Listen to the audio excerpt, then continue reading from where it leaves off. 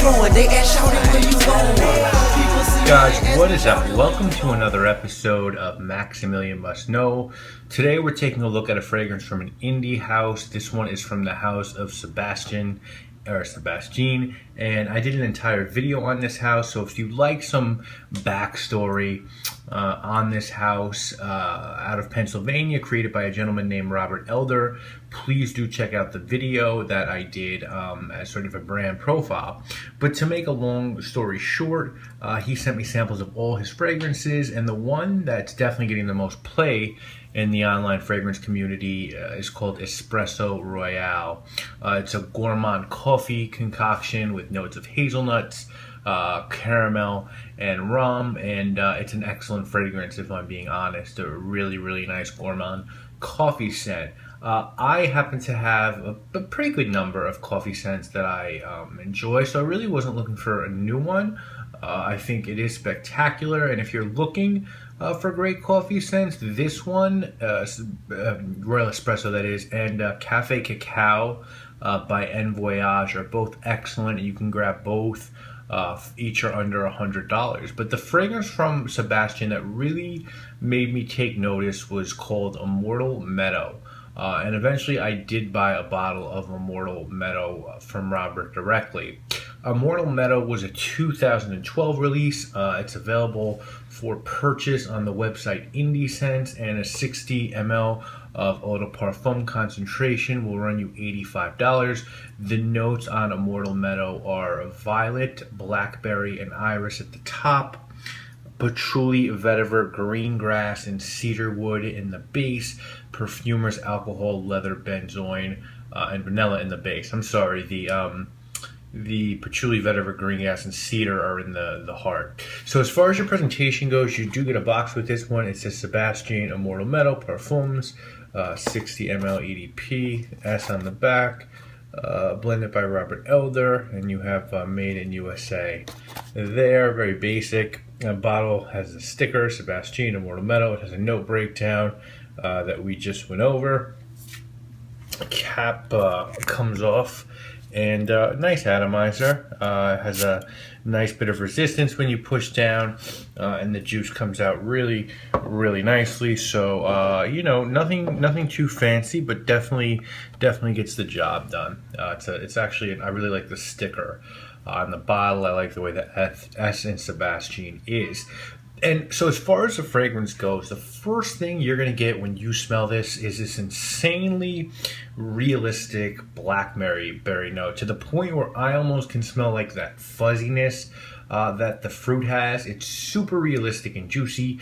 I've never smelled a blackberry note even remotely as dead on as the blackberry note in Immortal Meadow. With that blackberry, you're also going to get this also insanely realistic, freshly cut grass note. You know, one that puts 212 by Carolina Herrera to shame. If you want real green grass in your fragrance, you need to check this one out. So again, opens up with the blackberry, that green grass, and then just a hint of iris and a little bit of violet. It creates a really, really nice sort of spring accord. Throughout the scent, you're also going to get pretty nice touches of leather and vanilla. So it's very clear what the base of the fragrance is built upon. Some dry vanilla and leather. For me, I really don't get much more than that note-wise, and the progression of this fragrance is really, doesn't really do all that much. It's really just sort of about that dry blackberry, the grass, and the violet accord, and then a very, as it moves on your skin and evolves, it starts to become a lightly sweetened vanilla and leather fragrance, maybe with just the slightest touch of resin. Performance on this one is very good. I get 8 hours pretty easily out of Immortal Meadow. It is a little bit quiet in terms of projection. It doesn't leap off the skin, but I wouldn't call it a skin scent either. It's a little bit more than that. I think this one's perfectly unisex, and men and women could both very easily pull Immortal Meadow off. As far as time of the year, I think this is ideal for the spring, but it could also definitely work in the summer as well as the spring. Probably a bit too light and green for fall and winter, and I think the scent is probably best suited for casual occasions on the weekends. It's not something for me that I don't think I'd wear to work or out at night. Now, if you can't get your hands on this one, or it's too pricey for you, or just whatever reason you're not interested in this, comparisons are kind of tough to come by. You know, if you're looking for a grass note, you can of course go get 212 for Men by Carolina Herrera. It might be a little more wearable than this because it's got some citrus in it, and it just is a little bit fresher. I think this one's a more interesting and all around better scent. But if you're looking for that grass thing, if you can find grass by the Gap at a reasonable price, that'll work out for you well, as will Highline by Bond Number 9. And if you're looking for sort of a green fruity scent, then the one that really does come to mind for me at least is Enchanted Forest by Vagabond Prince, which is more about black currant. I did a full video on that on this channel, but this is a fairly unique scent. I don't know that there's much else out there that really smells like this one.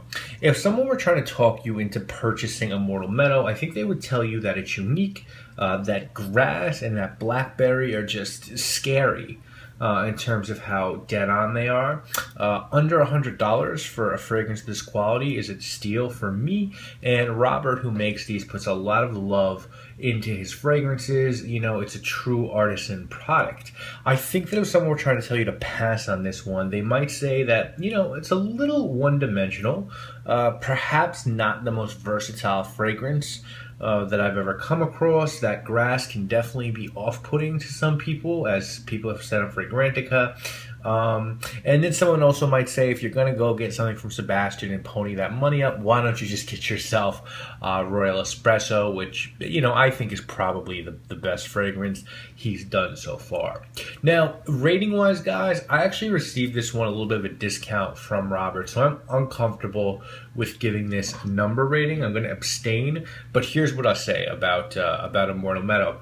I really applaud Robert for not sticking with what really got his house going. He probably could have pumped out gourmand after gourmand, flanker after flanker of Espresso Royale and been really well received, but instead he took and continues to take risks here, making a scent centered around grass and blackberry. So I really respect the craft and his journey. For me, honestly, I would have liked this one sweetened up a little bit, and I would have liked more vanilla and maybe the leather dialed up a bit to really contrast that sort of lighter blackberry and grass opening. I think the dryness and lack of progression for me sort of take away from this being a great fragrance.